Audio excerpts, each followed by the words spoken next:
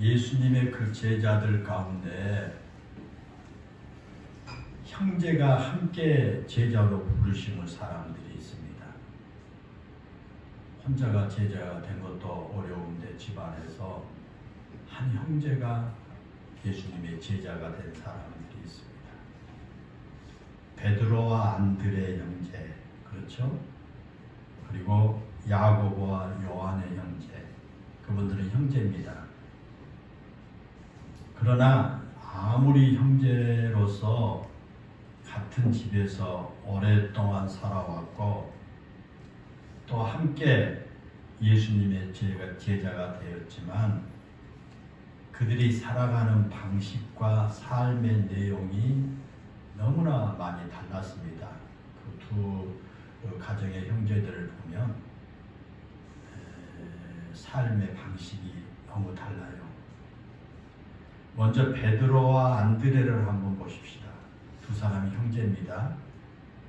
우리가 잘 안 것처럼 베드로는 예수님의 수제자라고 하는 칭호가 붙을 정도로 모든 일에 아주 적극적이었고요. 예수님의 제자 가운데 가장 두드러지게 활동을 했던 그런 사람이었습니다. 마태복음 16장 16절에 보면 주는 그리스도시요 살아계신 하나님의 아들입니다 라고 고백한 사람도 베드로였고요. 예수님께서 물 위로 걸어오실 때 나도 물 위로 걷고 싶다고 해서 잠깐이지만 물 위를 걸었던 사람도 베드로입니다. 또 예수님께서 어디로 가시든지 늘 곁에 데리고 다니던 제자 3명 가운데 그 한 사람도 베드로입니다. 그리고 예수님을 3번이나 모른다고 부인했던 사람도 베드로였습니다. 그런데 그 베드로의 형제 안드레는 성경에 그렇게 많이 언급되어 있지 않습니다. 요한복음 1장에 나온 것처럼 세례 요한의 말을 듣고 먼저 예수님을 만난 후에 자기 형인 베드로에게 예수님을 소개해 준 사람이 안드레입니다. 그러니까 베드로를 전도한 사람이 그 동생 안드레죠. 그리고 예수님께서 떡 5개와 물고기 2마리로 5,000명을 먹이실 때 한 아이가 갖고 있던 작은 도시락인 떡 5개와 물고기 2마리를 발견하고 그것을 알려드린 사람이 안드레입니다. 그 외에 안드레가 무엇을 했는지는 거의 기록이 없습니다. 지금 말한 몇 가지만 기록되어 있고 안드레가 뭘 했다고 하는 기록이 없어요. 베드로가 적극적으로 자신의 존재감을 드러내면서 활동했던 반면에 안드레는요 조용히 예수님 곁에서 예수님의 사역에 동참했던 그런 사람입니다. 예수님께서 십자가에 죽으시고 부활하신 이후에도 베드로는 초대교회 지도자로서 적극적으로 그의 역할을 감당했던 반면에 안드레는 단 한 번도 그의 존재를 드러내지 않았고 알려진 바에 의하면 흑해 연안에서 복음을 전하다가 그리스에서 순교했다고 하는 이야기가 있습니다. 그만큼 안드레는 드러난 존재감이 없었고 묵묵히 그저 자신이 해야 할 역할을 감당했던 사람이다 라는 것을 우리가 알게 됩니다. 또 한 가정의 형제를 봅니다. 우리의 아들이라고 부르던 야고보와 요한도 너무나 다른 사람을 산 사람들입니다. 두 사람이 같은 형제예요. 우리의 아들들이에요. 그런데 그들의 삶이 너무나 달라요. 그 그 두 형제를 우리의 아들이라고 부른 이유는 아마도 그들의 성격이 불같았기 때문에, 불같이 급했기 때문에 우리의 아들이라고 불렀을 겁니다. 그러나 그 두 사람에 대한 그 성경의 기록이 너무나 달라요. 물론 야고보와 요한은 베드로와 늘 예수님 곁에 있었던 사람이었습니다. 그런데 그것 외에는 야고보가 예수님의 생전에 무엇을 했는지에 대한 기록이 거의 없어요. 그러나 야고보는 예수님께서 죽으신 후에 초대 예루살렘 교회의 지도자가 되죠. 그러다가 헤롯 아그리파 1세에 의해서 순교를 당하고 맙니다. 예수님의 12제자 가운데 가장 먼저 순교를 당한 사람이 야고보입니다.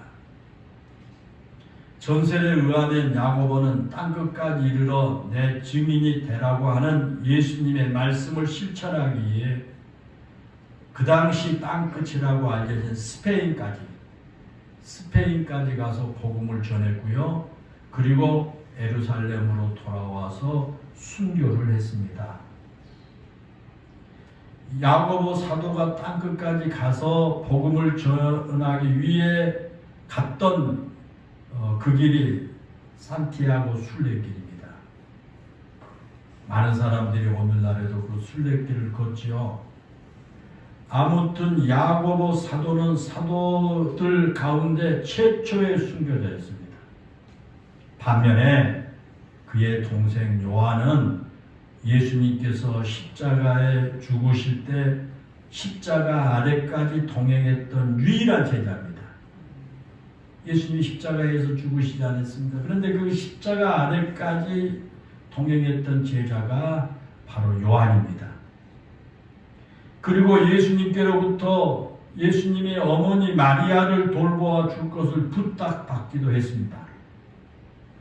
그런 연유 때문에 있는지는 몰라도 사도 요한은 예수님의 제자들 가운데 순교를 당하지 아니하고 노년이 될 때까지 살았던 유일한 사람입니다. 그러니까 예수님의 12제자 가운데 순교하지 않고 늙어서 죽은 사람은 요한밖에 없습니다. 이처럼 같은 형제인데 형 야고보는 가장 먼저 순교를 당한 제자였고 동생 요한은 순교를 당하지 않고 가장 오랫동안 산 제자였다라는 겁니다. 사랑하는 여러분, 그들은 같은 어머니를 통해서 세상에 태어난 형제들 아닙니까? 같은 아버지의 가르침을 받으면서 성장한 형제들입니다. 같은 환경에서 같은 음식을 먹고 살아온 형제들입니다. 그러나 그들은 성격도 달랐고 살아가는 삶의 방식도 달랐습니다. 예수님의 제자가 된 이후에 그들의 활동도 달랐습니다. 마지막 숨을 거둘 때도 그들은 너무나 다른 모습이었다라는 겁니다. 그런데 여러분, 여기서 우리가 이런 질문을 할 수가 있겠습니다. 그것은 누가 더 나은 삶을 살았을까라는 거예요. 예수님의 곁에서 적극적으로 활동을 했던 베드로가 더 나은 제자였을까? 아니면 베드로를 예수님께로 인도했으면서도 조용히 일했던 안드레가 더 나은 제자였을까라는 겁니다. 또 똑같이 우리의 아들이라고 불렀지만 한 사람은 이른 시기에 순교자가 되었고 그의 동생은 순교하지 않고 늙을 때까지 살았습니다. 그렇다면 누가 더 나은 제자였을까라는 겁니다. 예수님의 제자 중 첫 번째 순교자가 된 야곱일까요? 아니면 예수님의 어머니를 모시고 오랫동안 살았던 요한이 더 훌륭한 제자일까요? 라는 겁니다. 자, 우리는 종종 이런 유혹을 받습니다. 이미 초등학교를 우리가 다니면서부터 이 성적의 등수를 매기는 문화에서 자라온 우리는요, 누가 더 이인인가, 누가 더 잘하는가 라는 그런 등수를 매기려는 유혹을 받아왔습니다. 그렇죠? 누가 잘하나, 누가 더 성적이 좋나, 누가 더 위인인가, 그런 등수를 매기려고 하는 유혹을 받아왔습니다. 그러나 하나님께서는 그렇게 등수를 매기는 일에는 전혀 관심이 없습니다. 하나님은 사람을 등수 매기지 않습니다. 왜 그럴까요? 우리 모든 사람은 자신이 가야 할 길이 있기 때문입니다. 자신이 가야 할 길을 가는 사람은 다른 사람보다 비록 뒤처진다고 할지라도 자신이 가야 할 길에 서 있기만 하면 그는 충성된 사람입니다. 다른 사람보다 더 큰 업적을 남기지 못했을지라도 자신에게 주어진 일에 최선을 다한 사람에게 면류관을 씌워주신 분이 바로 우리 하나님이신 줄로 믿습니다. 그래서 우리가 잘 아는 그 사도 바울은 디모데후서 4장 7절에서 나는 선한 싸움을 싸우고 나의 달려갈 길을 마치고 믿음을 지켰으니 이제 우러는 나를 위하여 의의 면류관이 예비되었으므로 주 곧 의로우신 재판장이 그날에 내가 주실 것이며 내게만 아니라 주의 나타나심을 사모하는 모든 자에게도니라 그렇게 고백을 했습니다. 여러분 그 말씀을 좀 유심히 보십시오. 거기 보면 사도 바울은 주님을 위해 열심히 살아온 자신에게만 하나님의 면류관이 주어진다고 말씀하지 않습니다. 너희는 나만큼 주님을 위해 고난을 받지 않았으니까 하나님께서 면류관을 씌워주지 않을 거야 라고 말하지 않았습니다. 하나님께서 주의 나타나심을 사모하는 자, 주의 심판자 앞에 설 것을 알고 두려운 마음으로 자신에게 주어진 믿음의 길을 달려가는 모든 사람에게 면류관을 씌워주신다고 말했습니다. 우리가 잘 안 것처럼 고대 올림픽에서는요, 우승한 사람에게 면류관을 씌워줍니다. 우승한 사람에게만 면류관을 씌워주는 겁니다. 그러나 하나님께서는 우승한 한 사람에게만 씌워준 게 아니라 믿음의 길을 달려온 모든 사람에게 면류관을 씌워주신다라는 겁니다. 사랑하는 여러분, 그렇습니다. 베드로와 안드레, 야고보와 요한은 그들 모두가 자기들에게 주어진 삶의 현장에서 나름대로의 복음을 전하면서 살았기에 하나님께서 그들 모두에게 면류관을 씌워주신 겁니다. 베드로야, 내가 더 잘했어. 첫 번째 순교자 야고보야, 내가 더 귀한 사람이라고 하나님 말씀하지 않으셨습니다. 베드로는 베드로가 가야 할 길을 간 사람입니다. 그 동생 안드레는 조용히 자신을 드러내지 않고 자신이 해야 할 일을 충실한 사람입니다. 첫 번째 순교자인 야고보는 그것이 그의 사명의 길이고 늙을 때까지 순교하지 않았던 요한 역시 그것이 그의 사명의 길이었습니다. 그렇기 때문에 그들 모두가 그들의 삶에서 값지고 귀한 삶을 산 사람들이었다라는 것입니다. 오늘 우리가 읽은 본문이 바로 그런 사실을 말해줍니다. 예수님께서 십자가에 죽으신 후에 예수님이 평소에 말씀하신 대로 3일 만에 부활하셨습니다. 예수님께서 십자가에 못 박여 죽으실 때 그 제자들이 그 실망이 너무 컸고요. 그들이 권력자들을 두려워하기 시작했습니다.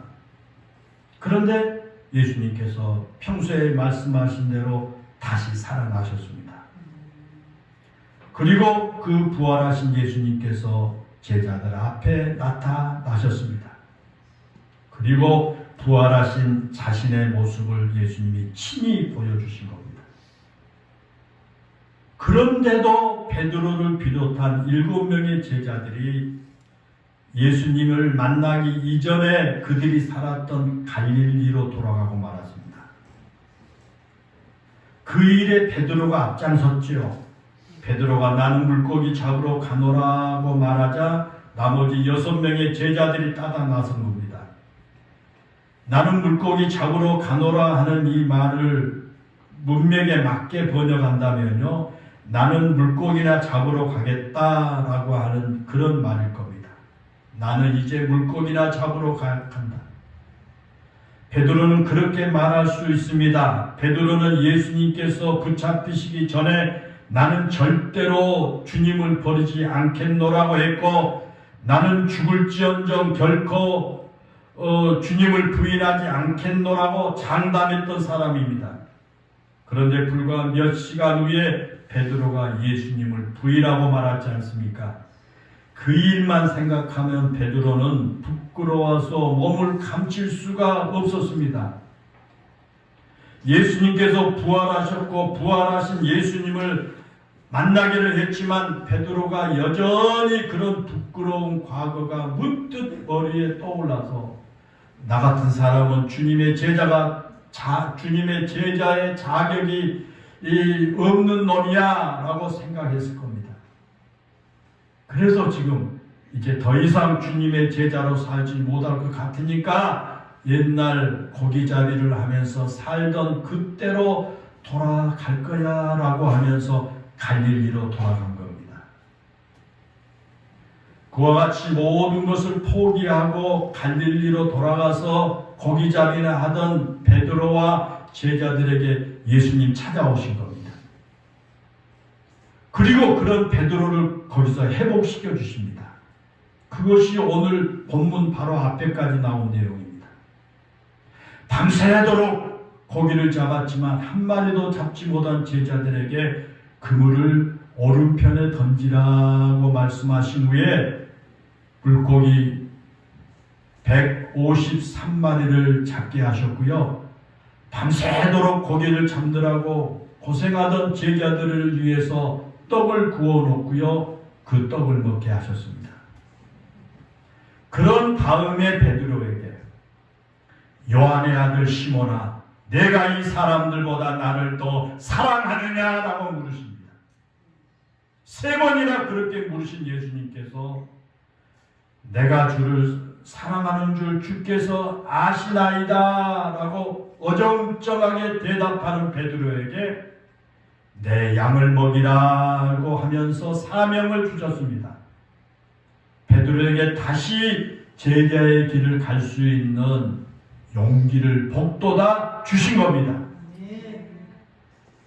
그러면서 내가 젊어서는 스스로 띠뛰고 원하는 곳으로 다녔거니와 늙어서는 내 팔을 벌리리니 남이 내게 띠띠우고 원하지 아니하는 곳으로 데려가리라고 덧붙이셨습니다. 이 말은 베드로가 결국 순교의 길을 가게 될 것이라고 말씀한 겁니다. 복음을 위해서 하나님께 매인받아 충성스럽게 살다가 순교를 당하게 된다라는 것입니다. 그때 베드로가 주님, 이 사람은 어떻게 되겠습니까? 라고 물습니다. 그것이 바로 오늘 본문 21절 말씀이죠. 베드로가 말한 이 사람이 바로 사도 요한입니다.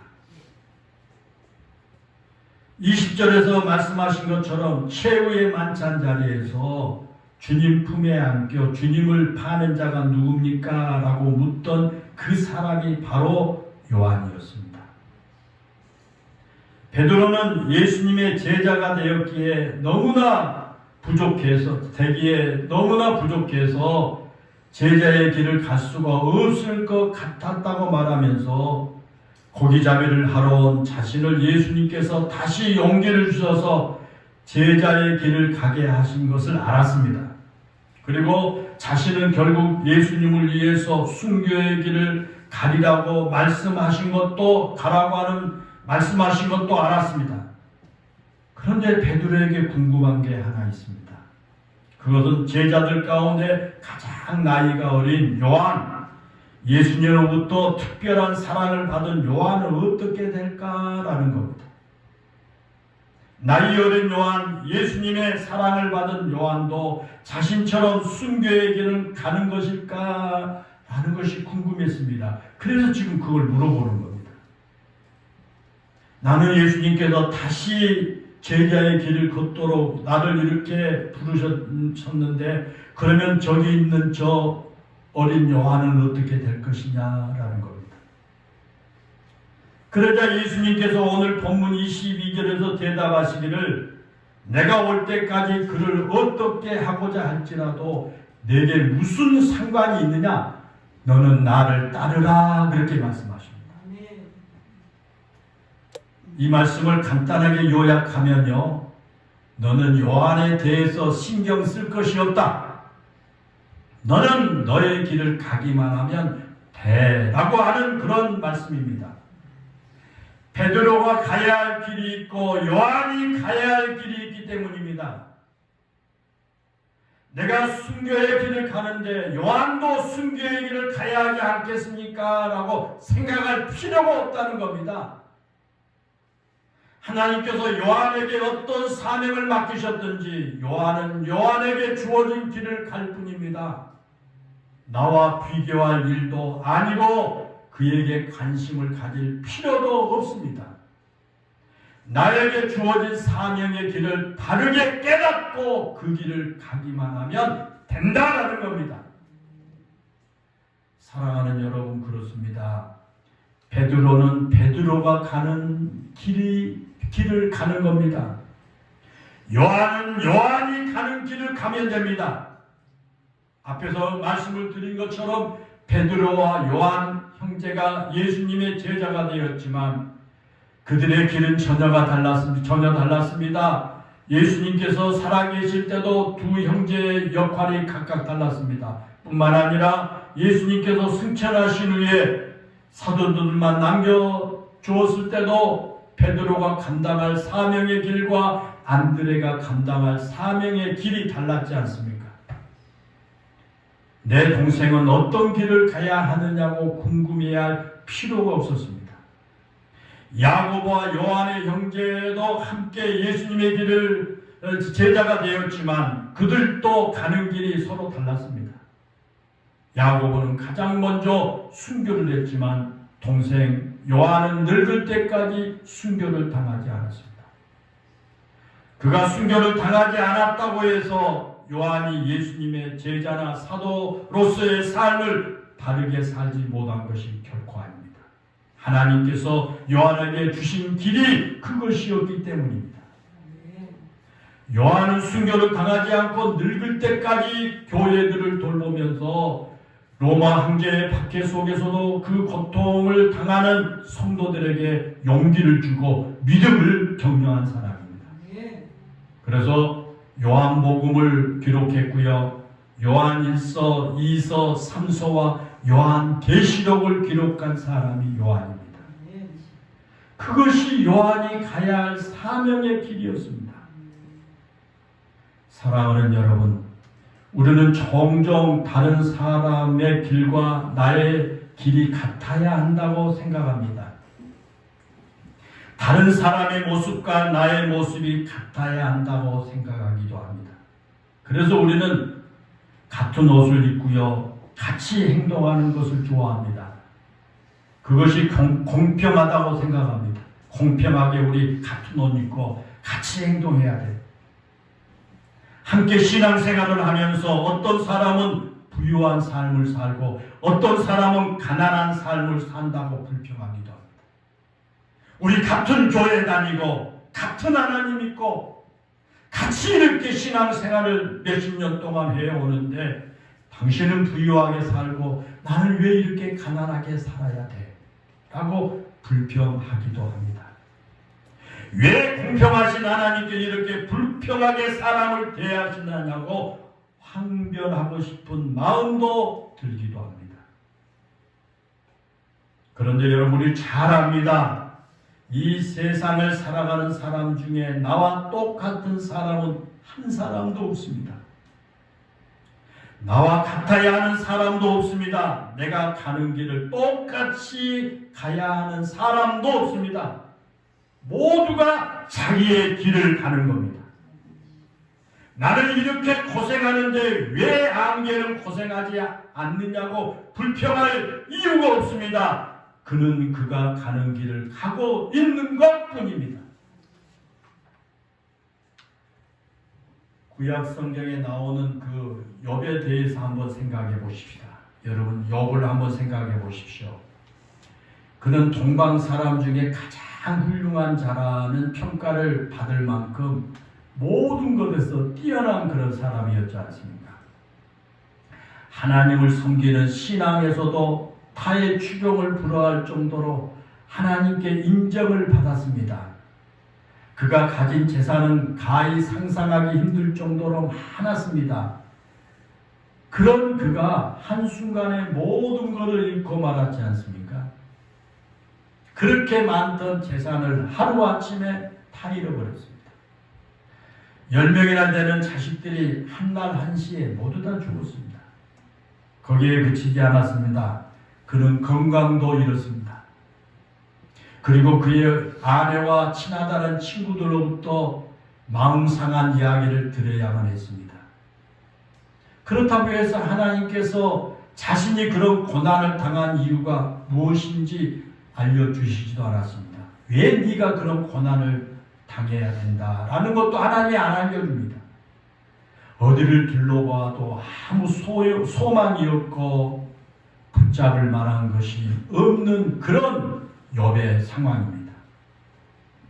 그런 와중에 욥이 욥기 23장 10절에서 그러나 나의 가는 길을 그가 아시나니 그가 나를 단련하신 후에 내가 순금같이 되어 나오리라고 하는 고백을 합니다.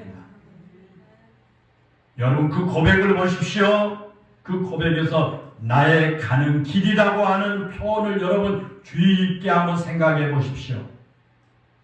지금 욥이 가고 있는 길은 고난의 길입니다. 지금 욥이 가는 길은 고통의 길입니다. 어쩌면 어디를 둘러보아도 길이 보이지 않는 그런 길을 지금 가고 있습니다. 그런데 그는 묵묵히 그 길을 갈 뿐입니다. 그 길의 끝이 어디인지 자신은 전혀 모릅니다. 단지 아는 것은 나의 길을 가장 잘 아시는 분이 하나님이시라는 사실입니다.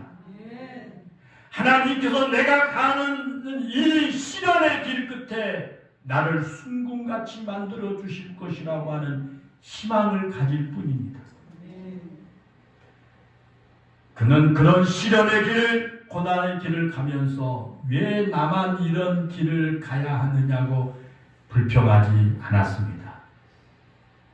왜 나의 친구들에게는 나와 같이 이 고난이 없느냐고 따져 묻지도 않았습니다. 그냥 지금 자신이 가고 있는 길이 내가 가야 할 길이라고 생각하고 그저 가는 것뿐입니다. 왜 이 길을 내가 가야 하는지 모른다고 불평하지 않습니다. 왜 이 고난의 길을 가게 되었는지도 그도 모릅니다. 분명하게 아는 것은 하나님께서 살아 계신다는 겁니다. 그래서 욥기서 19장 25절부터 보면 그러잖아요. 내가 알기에 나의 대속자 살아계시니 마침내 그가 땅 위에 서실 것이라. 내 가죽이 벗김을 당한 뒤에도 내가 육체 밖에서 하나님을 보리라고 하는 고백을 합니다. 욥은 그 길을 가다가 죽을지도 모릅니다. 그러나 나의 대속자이신 하나님께서 살아계신다는 사실만은 분명히 안다고 고백을 한 것입니다. 사랑하는 여러분, 그렇습니다. 욥은 욥의 길을 가는 것뿐입니다. 그의 길이 너무나 고통스럽고 힘든 길이었지만 그 길을 묵묵히 감당할 때 마침내 하나님께서 욥에게 큰 상급으로 갚아주신 것입니다. 베드로도 베드로의 길을 가야 합니다. 그것이 순교의 길이라고 예수님께서 말씀해 주십니다. 순교의 길은 결코 쉽지가 않는 길이지 않습니까? 그러나 그럼에도 베드로는 그 길을 가야 합니다. 요한은 요한의 길을 가야 합니다. 하나님께서 요한을 어느 길로 인도하실지 모릅니다. 베드로는 요한이 가야 할 길에 대해서 궁금해할 필요가 없습니다. 베드로는 자신이 가야 할 길에만 관심을 갖고 자신에게 주어진 사명을 이루기 위해 최선을 다하며 살아가야만 합니다. 그것뿐입니다. 그래서 예수님께서 말씀하시기를 너는 나를 따르라. 그런 것에 관심 갖지 말고 요한에 대해서 관심 갖지 말고 너는 나를 따르라고 그렇게 말씀을 하십니다. 사랑하는 여러분, 예수님께서 오늘 또 우리에게 똑같은 말씀을 하십니다. 너는 나를 따르라고 말씀합니다. 다른 사람이 가는 길에 관심 갖지 말고 내가 가야 할 길에만 충실하게 가라고 말씀합니다. 그렇습니다. 사실 우리가 가야 할 길을 가기 위해 온 힘을 쏟는다면 다른 사람 누군가가 어떤 길을 가든지 내게는 결코 중요하지 않습니다. 내가 믿음을 따라 사는 것만이 중요할 뿐입니다. 사도 바울은 자신과 다른 길을 간 그 바나바에 대해서 뭐라고 말한 적이 단 한 번도 없었습니다. 바나바는 바나바의 길을 가는 겁니다. 바울은 바울의 길을 가는 겁니다. 사랑하는 성도 여러분, 지금 여러분은 여러분의 길을 가고 있습니까? 지금 여러분은 여러분이 가야 할 길을 묵묵히 가고 있습니까? 하나님께서 여러분에게 맡겨주신 그 길을 지금 바르게 가고 있습니까? 혹시 그 길을 가면서 자꾸만 견눈질을 하고 있지는 않습니까? 아무개는 저 길을 가는데 왜 나는 이 길을 가야만 하느냐고 불평하고 싶은 마음이 들 때가 있지 않습니까? 그렇다면 오늘 예수님께서 베드로에게 주신 말씀을 꼭 기억하시기 바랍니다. 너는 나를 따르라. 너는 내가 가야 할 길을 가라고 하신 말씀을 여러분 기억하시기를 바랍니다. 내가 따라가야 할 예수님의 제자로서의 길에만 집중하시기를 바랍니다. 내가 예수님을 따라갈 때 예수님께서 나와 동행하시고 나에게 넉넉히 그 길을 갈 수 있도록 힘을 주실 겁니다. 그러므로 기쁨으로 찬송하며 여러분이 가야 할 길을 잘 가시기를 바랍니다. 혹시 어려운 일을 당할지라도 하나님께서 족한 은혜를 채워주실 것을 믿고 내가 가야 할 길을 묵묵히 가는 우리 영일교회 성도들 모두가 되시기를 주의 이름으로 축원합니다. 기도하겠습니다. 은혜롭고 감사하신 아버지 하나님, 우리를 택하여 구원받게 하시고 하나님의 자녀되게 하신 것 감사합니다. 우리 여기 모든 성도들에게 각자 하나님께서 사명을 주신 것을 하나님 진실로 감사합니다. 은혜로우신 아버지 하나님, 베드로가 주님 모른다고 부인하고 장담 떠럭떠럭 했던 그의 모든 자신 있게 주님 앞에 이 주님 따르겠다고 말했던 베드로가 주님을 모른다고 부인하고 옛날 고기 잡던 곳으로 되돌아가고 있었지만 주님께서 그들을 찾아가 주셔서 베드로를 만나 주시고 베드로에게 다시 사명자로 회복시켜 주신 것을 봅니다. 베드로는 주님께서 자신을 다시 회복시켜 주셨음을 알면서도 옆에 있는 요한은 어떻게 될 것인가 하는 그런 쓸데없는 생각을 가지게 된 것을 봅니다. 예수님께서는 그런 베드로에게 너는 요한에 대해서 관심 갖지 말고 나를 따르라고 하는, 내가 가야 할 길을 가라고 하는 주님의 말씀을 듣게 됩니다. 오늘 오신 아버지 하나님, 우리 영일교회 모든 성도들, 우리 각자가 가야 할 길이 있음을 알게 하시고, 사람들이 어떤 길을 가든지 간에 우리는 관심 갖거나 불평과 원망하지 아니하고 나에게 주어진 그 길을 묵묵히 가는 신실한 주의 백성들 되게 해 주시기를 원합니다. 다른 사람에게 비교하지 아니하고 다른 사람 쳐다보지 아니하고 내가 가야 할 길, 나에게 주어진 그 길을 잘 감당하며 걸어가는 저들 되게 해 주소서. 우리 주님께서 저들을 붙들어 주시고 저들에게 가는 길에 축복해 주시는 이런 우리 성도들의 삶이 되게 해 주옵소서. 예수님의 이름으로 기도하옵나이다. 아멘.